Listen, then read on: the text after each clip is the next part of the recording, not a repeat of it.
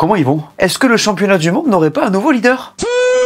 C'est bien ce que je me disais. Beaucoup de choses à dire sur ces 3 jours, notamment ça et ça. On va se régaler. Ce week-end, c'était le Grand Prix d'Arabie Saoudite et c'est Oscar Piastri qui s'est imposé devant Max Verstappen et Charles Leclerc. Allez, on en parle. Ça y est les gars, on est 200 000 sur la chaîne. C'est une dinguerie, merci du fond du cœur. Ça fait vraiment plaisir de vous savoir autant apprécier ce qu'on fait ici. On continue à charbonner. Pour ceux qui ne l'ont pas encore fait, je ne vous en veux pas. Mais si vous avez 2 minutes, cliquez sur l'abonnement, laissez-moi un grand pouce levé et profitez de la vidéo. À l'heure où je tourne cette vidéo, il est 1h du mat, donc tout ça donne de la force. Merci beaucoup. Bougez pas, il y a un petit placement produit. Est-ce que tu as déjà vu une annonce d'une BMW super propre, bien présentée, bon prix, et tu t'es dit waouh, quelle affaire incroyable? C'est trop beau pour être vrai. Moi aussi. Une question m'arrive en tête comme ça du coup. Qu'est-ce qu'elle a vraiment vécu cette voiture? La meilleure façon de le savoir, c'est Car Vertical. Car Vertical, c'est un outil qui te sort l'historique complet d'un véhicule. Accident, vol, kilométrage, photos, réparation. En gros, tout ce que le vendeur ne te dit pas. Tiens, je suis tombé sur une annonce pour une BMW série 3 Touring importée d'Allemagne. Nickel sur les photos, rien à signaler. Je lance un rapport Car Vertical et là, je tombe sur un accident majeur. Le choc date de 2019. Le coût estimé des réparations? Entre 40 et 50 000 euros. Combien? Entre 40 et 50 000 euros. Pourtant, la voiture est toujours sur le marché, comme si de rien n'était. Et dans l'annonce, bien sûr, aucune trace de ça. Hein. C'est exactement pour ça que Car Vertical est indispensable. T'as accès aux vraies infos, les dégâts, les photos, les dates. Et si jamais le rapport est vide, tu récupères tes crédits. T'as rien à perdre, surtout des problèmes à éviter et du temps à gagner. En plus de ça, c'est super facile à utiliser. Tu rentres le VIN, t'as le rapport en quelques secondes. Clique sur le lien en description ou dans le commentaire épinglé, et avec le code Lucas20, tu auras une réduction directe. Une voiture à ce prix-là, c'est pas un achat anodin. Donc si elle a pris 50 000 balles de dégâts dans la tronche, c'est toujours mieux de le savoir. Chaque voiture a une histoire, faut juste avoir le bon outil pour la lire. Bonne vidéo.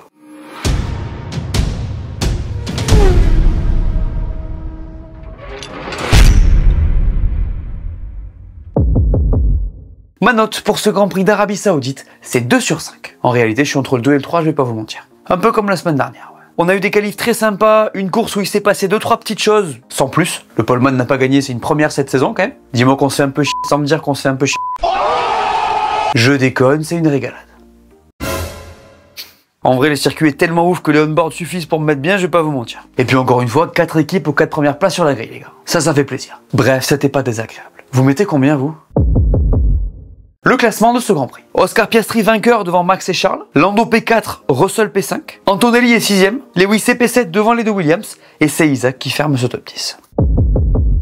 Le vainqueur de ce Grand Prix, c'est Oscar Piastri. Là, on est sur l'homme fort du moment. Je sais pas quoi vous dire d'autre. Qu'est-ce qu'il est chirurgical, ce mec, franchement. C'est impressionnant. Je vous avais dit en début de saison que cette année, la clé pour lui, ce serait la qualif et la gestion des pneus. Il avait des soucis à ces niveaux-là sur les 2 dernières saisons, je vous le rappelle. Mais sur ces 5 premiers GP, il n'y a plus de défauts, c'est une dinguerie. Alors, il y a sa faute sous la pluie en Australie et sa qualif au Japon où il est derrière Lando. Mais à part ça, les gars, sa courbe de progression, elle est comme ça. 3 victoires en 5 Grands Prix. J'ai pas besoin de vous en dire plus, tant les chiffres parlent d'eux-mêmes. Et c'est une nouvelle victoire de patron, les gars. En qualif, c'est 10 millièmes derrière Max. Alors en vrai, il doit être devant. Mais c'est 10 millièmes et c'est Max qui va chercher 110% de la perte de sa caisse. On lui pardonne. Et en course, enfin un mec qui va aller embêter le cyborg hollandais au premier virage. Oscar au départ, à Max, il lui fait une Verstappen. Il prend un super envol, pointe son nez devant à la corde et l'oblige à dépasser hors des limites de piste. Ça vous rappelle quelqu'un? Moi aussi.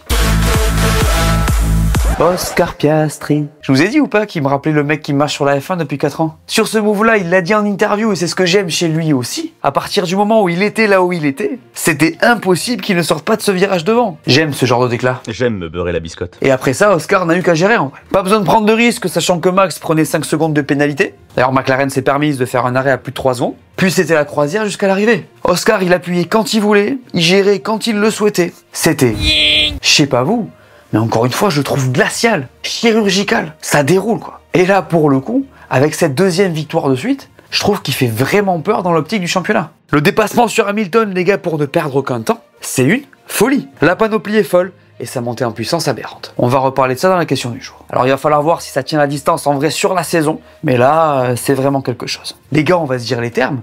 Dans les faits, aujourd'hui, le véritable adversaire de Max, c'est lui. Ça promet vraiment pour la suite de cette saison. Faut vraiment que vous voyez ce qui se passe au championnat, on en parle en fin de vidéo. Bref, c'était la première victoire de McLaren à Jeddah, la 5e de la carrière de Piastri, ça fait autant que Lando en passant, et c'est le premier à gagner en partant d'une autre position que la pole en 2025. On parle de Lando un peu? Ouais, c'est le moment pas évident. Bon, je vous promets, je vais pas être trop offensif avec Lando. On va pas tirer sur l'ambulance non plus. Mais ça commence à faire beaucoup. Sa faute en qualif, elle est dramatique. Il a pas le droit. Sur le moment, j'étais comme ça. Oh le nul. Alors Jeddah ne pardonne pas, mais ce qu'on le voit faire, c'est typiquement un move de mec qui manque de confiance et qui surconduit. Franchement les gars, il fait de la peine. En interview, il était au bord des larmes après les qualifs. Je peux comprendre, mais c'est chaud. La comparaison avec son coéquipier, elle fait hyper mal. C'est le jour et la nuit le truc. Après, heureusement, il faut le dire, il fait une super course dimanche. De P10 à jouer le podium avec une remontée permise par beaucoup de rythme et une super stratégie, c'est très solide. Il termine à 9 secondes d'Oscar en partant 8 places derrière, ça reste positif. D'ailleurs, je le répète, mais ces week-ends là qu'on qualifie de kata depuis le début de saison, ça reste 100% de top 4. Mollo. Je le répète chaque semaine, mais j'aime bien vous rappeler ça parce que la comparaison avec Piastri, elle pique, mais comptablement, on est sur un mec qui tient toujours absolument la route. La saison, elle est très longue, mine de rien, il a du temps, et là, je pense que la fin du triple header va vraiment lui faire du bien. Lando, il a besoin de faire une vraie introspection pour revenir plus fort dans la tête. On voit qu'il manque de confiance quand il met 3 tours à passer Hamilton en ne gérant pas bien le passage sur la ligne de détection du DRS. Il perd peut-être son podium là-dessus. Quand tu vois ce que fait son coéquipier, ça fait mal, mais ça peut se gommer. Encore une fois, il reste 19 Grands Prix et on n'est déjà pas à l'abri d'avoir un discours complètement différent après Miami. Bougez pas, on reparle de l'Ascar dans la question du jour. Le premier top de ce débrief, c'est Ferrari. Premier podium de la saison, les gars, évidemment que je vais les mettre dans cette catégorie. Ce résultat fait du bien à tout le monde. Charles, l'équipe, même Lewis. Leclerc parce qu'il a maximisé, Ferrari parce que c'est sa place et que ça va donner de l'énergie à tout le monde, et Lewis parce que ça lui montre que c'est possible. Là, on est sur une très grosse prestation de la part de Charles Leclerc. Il a maximisé la perf en qualif, là difficile d'aller chercher plus haut que cette P4 en vrai, et dimanche, franchement, c'était très intéressant de voir le rythme qu'il a réussi à proposer. La voiture a vraiment été très bien sur les médiums, son premier stint, il est hyper impressionnant, et en soi, même sur les durs, ça allait très bien, puisqu'il a réussi à garder Norris derrière lui alors qu'il avait des médiums très jeunes. Donc c'est positif, et en vrai, c'est très encourageant. Mesdames et messieurs, Ferrari est sur la bonne voie. Parce qu'avec le rythme de Charles dimanche, tout ce qui lui manque pour jouer la gagne là, c'est de partir une ligne devant. Ils le savent, faut absolument qu'ils progressent le samedi. D'ailleurs, je vous parle de monter en puissance, sur le week-end, dans l'absolu, ils sont devant Merco. La voiture de Charles du moins. Donc on est en chemin de leur côté. En ce qui concerne Lewis, par contre, c'est toujours le chantier. Là, le rythme comparé à Charles sur les mêmes pneus et dans le clean air, il est dramatique. J'avais dit qu'il avait eu un déclic dans la preview, voilà quoi. Après, en soi, il progresse à chaque fois. Là, il fait sa meilleure qualif de la saison. Bon, c'est vrai que c'est dur. P7 quoi. Il dit qu'il a surperformé le samedi en rapport avec son ressenti. Bon bah c'est pas si mal. Après Fred Vasseur l'a dit, il va falloir commencer à trouver un peu de constance parce qu'il a des hauts et des bas qui sont assez forts. C'est compliqué. Il y a aussi eu un petit hic de son côté qu'il faut absolument noter les gars, c'est qu'il a déclaré que ça serait dur toute l'année, une prise de position qui n'aurait vraiment pas plu à Ferrari. Il se dirait que ça commencerait à crisper un peu de le voir aussi loin de Charles. Je vous rappelle qu'il finit quand même à 30 secondes derrière. On va pas se mentir, c'est trop. Je suis sûr que ça va aller mieux quand même à un moment donné. J'ai hâte de voir quand ça va commencer à fonctionner. Je vous l'ai déjà dit, tout ça n'est qu'un processus d'apprentissage. Vous avez bon espoir pour Ferrari ? Le deuxième top de ce débrief, c'est Red Bull. Pourquoi ? Pour ça et pour ça. D'abord, la voiture a vraiment mieux marché à Jeddah que la semaine d'avant. Je vous l'avais dit, les caractéristiques de ce circuit lui allaient et ça s'est vraiment beaucoup vu. Et si tu ajoutes à ça la non-dégradation qu'on a vue dimanche, tu as la recette pour que cette voiture puisse fonctionner. Attendez une minute. Attendez. Quoi ? Ah oui, pardon. Si ce mec-là est au volant, évidemment. Max, il a encore été chercher l'optimum de la perf de sa RB21, comme vous pouvez l'imaginer. Les gars, qu'est-ce que c'est que ce tour de qualif qui nous a sorti encore une fois ? C'est la rédemption pour le tour 2021. Quelle performance encore ! Il est écœurant ce gars. Après Suzuka, c'est une dinguerie qui refasse le coup. J'ai adoré. Donc ça fait Paul dans un premier temps. Ensuite, il y a le départ qui va conditionner tout le reste. Je vous ai déjà donné mon avis sur la situation du premier virage. Pour moi, il freine pas, il tourne pas, il dépasse hors limite, l'arroseur arrosé. Quoi qu'en dise Christian Horner qui s'est baladé avec une photo pour essayer de prouver le contraire. À aucun moment, il peut prendre le virage. Max, il est habitué à ce genre de situation, sauf que là, les rôles sont inversés. Donc évidemment, il est pas content. Sur le papier, il aurait dû rendre la position. Pour moi, la pénalité est méritée. Sur la base de ce qu'on a pu voir avant, notamment dans la situation où c'est lui qui est à l'intérieur, elle y est. Du coup, il aurait pu rendre la position pour attaquer au restart. Là où j'en veux pas à Red Bull de pas l'avoir fait par contre, c'est deux choses. D'abord, on met du temps à donner la pénalité et l'enquête commence sous safety car, donc pas possible de rendre la position. Ensuite, il était dans le clean air, donc pourquoi pas tenter de lui faire augmenter son avance sur Piastri pour compenser la pénalité. Ça n'est pas arrivé. D'ailleurs, Max, il était furieux suite à cette décision, il n'a pas vraiment répondu aux questions sur le podium, ça l'a saoulé. Je comprends que tu fais la course, mais je suis pas du tout surpris par cette décision. En vrai, il aurait été à la place de Piastri. Évidemment qu'il aurait fait pareil. Je refuse de croire le contraire. Alors, est-ce que ça lui a coûté la victoire ? Peut-être, mais on sait pas à quel point Piastri a géré, donc on saura jamais. Voilà mon avis là-dessus. Dites-moi ce que vous en pensez en commentaire. Du côté de Yuki, c'était vraiment pas son week-end, les gars. Il y a un crash en essai, un autre en course. Ça fait 0 points et c'est pas ce pourquoi on l'a recruté. Il a fait Q3 et c'est assez positif en soi. Et bon, va falloir rebondir rapidement quand même. Bref, Red Bull, après Bahreïn, c'est un top. Qui a dit que Vécarb était sous pression? Et moi. Ah oui, c'est vrai. Bon, bah c'est un vrai top, les gars. D'ailleurs, c'est marrant parce que de leur côté, il y a une incompréhension de cette Vécarb. Parfois, elle est mieux le samedi, là, c'était le dimanche. On comprend pas. En tout cas, il y en a un qui a fait un gros travail. C'est Isaac. Quelle course incroyable il a sorti, franchement. Cette strat et ce relais monumental sur les hards, là. Quel bonheur. Un des highlights de cette course est de loin. D'ailleurs, cette P10, ça doit être une P8. Hein. Il se fait rouler par les vieux briscards de Williams, si vous me permettez l'expression. Et ouais, Carlos donne le DRS à Albon, donc impossible pour lui de passer malgré ses pneus frais. Le connaissant, ça a bien dû le faire monter en pression. Mais bon, il peut vraiment être content de ce qu'il a fait ce week-end. Il a maximisé, c'est beau. Côté Lawson, c'était pas une mauvaise course. Il bat Isaac en qualif d'ailleurs. Mais bon, il joue pas les points et prend une pénalité pour dépassement hors des limites de piste. On a quand même l'impression que de son côté, ça se met en place petit à petit. Bref, Vécarb, mieux que prévu. Malheureusement, Alpine est dans les flops de ce débrief. Et c'est dommage parce que ça partait bien. Ils avaient impressionné en FP1 avec un Pierre Gasly en feu, P1 en frôlant les murs comme personne d'autre ce jour-là. Samedi, il se met P9 sur la grille, en Q3 pour la deuxième fois de suite. C'était bien parti, mais malheureusement, il n'a pas fait un tour. Je vous propose de regarder cet accrochage pour comprendre ce qui s'est passé.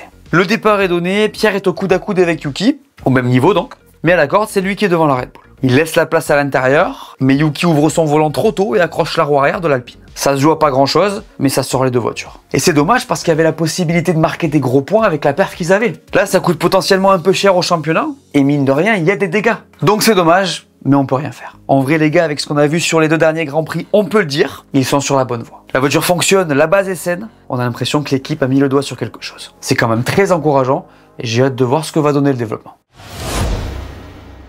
Pour la première fois cette saison, Mercedes est dans les flops d'un débrief. Et si en soi P5 et P6 ça va, bah ils ont retrouvé leur vieux démon. Parce que dans la chaleur de Jeddah, et même si la dégradation était très légère, bah les pneus ont surchauffé. Non. Ça vous rappelle quelque chose? 2024 peut-être? La raison pour laquelle ça ne fonctionnait que quand il faisait frais? Bingo, on est en plein dedans les gars. Leur rythme sur les durs était cata, c'est un truc de fou. Russell il s'est fait manger par Leclerc et Norris, il n'a rien pu faire. Et c'est pas une bonne nouvelle pour eux qui surnageaient un peu dans les top teams en dehors de McLaren jusqu'à maintenant. Là ils sont nettement derrière Charles sur le Grand Prix pour la première fois de la saison. Alors c'est vrai qu'ils marquent des gros points néanmoins puisqu'Antonelli est juste derrière Russell, mais bon c'est problématique s'ils repartent avec ces galères qu'ils connaissent très bien. Si cette voiture a les mêmes défauts que sa devancière, on est mal hein. À Jeddah, c'était leur plus mauvais week-end de l'année jusqu'à maintenant en termes de rythme. En vrai, c'est un peu alarmant, mais ils prennent quand même 18 points, donc c'est pas si négatif. On aura plus de réponses très vite les concernant aussi. La semaine dernière, je vous avais demandé si Oscar Piastri était meilleur que Lando Norris, et vous avez répondu. Toi, Roman, tu nous dis, Piastri semble meilleur que Norris. Il est aussi émotif qu'un Mr Freeze et gère parfaitement la pression. Il devient de plus en plus constant et va clairement mettre le doute dans la tête de Lando. Ce commentaire a vraiment très bien vieilli. Il en dit quoi, Mehdi? Oscar ne ressent pas la pression, il la boit. Il est bien plus posé et calme que Lando, ce qui fait toute la différence à ce niveau. Beaucoup trop d'émotions chez Lando, ce qui peut lui coûter la lucidité nécessaire pour éviter quelques erreurs évitables et se mettre dans la mouise tout seul. Go Oscar! Vous êtes très fort les gars. Mais attendons quand même un peu, je vous rappelle qu'il reste 19 GP en 2025. N'enterrons pas Lando trop vite non plus. Passons donc aux choses sérieuses les gars, et je vous rappelle qu'à la fin de l'année, je ferai un tirage au sort parmi les commentaires sélectionnés pour un gros cadeau. Donc ceux qui passeront à l'écran auront une chance sur 50 de gagner. À vos claviers. La question du jour est donc la suivante. Selon vous, Oscar Piastri est-il favori au titre mondial en 2025? Comme d'habitude, je sélectionne 2 commentaires, et on en parle au prochain débrief. Jetons un œil au championnat. Chez les pilotes, c'est Oscar Piastri qui prend la tête avec 10 points d'avance sur Lando et 12 sur Max, Charles est P5 et Lewis est toujours loin derrière. Côté constructeur, McLaren a maintenant 77 points d'avance sur Mercedes, Ferrari revient à 11 points de Red Bull et Williams prend la P5 à Haas. La suite c'est dans 2 semaines et c'est à Miami. C'est le premier Grand Prix aux US de la saison, le deuxième sprint de l'année aussi, ça va être sympa. La lutte continue entre Piastri, Norris et Verstappen, va sûrement y avoir des améliorations introduites aussi, va falloir suivre tout ça de très près. En attendant, on sort de 5 courses en 6 semaines, donc on va se reposer un peu. Et il va y avoir des vidéos sur la chaîne évidemment. D'ailleurs en parlant de ça, chaque semaine je vous recommande une vidéo que vous allez kiffer, et aujourd'hui je vous propose d'aller voir mon tout premier épisode de podcast. C'est avec Pat Béard, une légende du paddock qui a des anecdotes incroyables en Formule 1. Vous m'en direz des nouvelles. Voilà, merci à tous de m'avoir écouté, j'espère que cette vidéo vous a plu, laissez-moi un pouce bleu, dites-moi en commentaire ce que vous avez pensé de ce Grand Prix. N'oubliez pas la question du jour et d'aller voir mes dernières vidéos que vous n'auriez pas vues, dites-moi tout, et on s'abonne. Allez, ciao!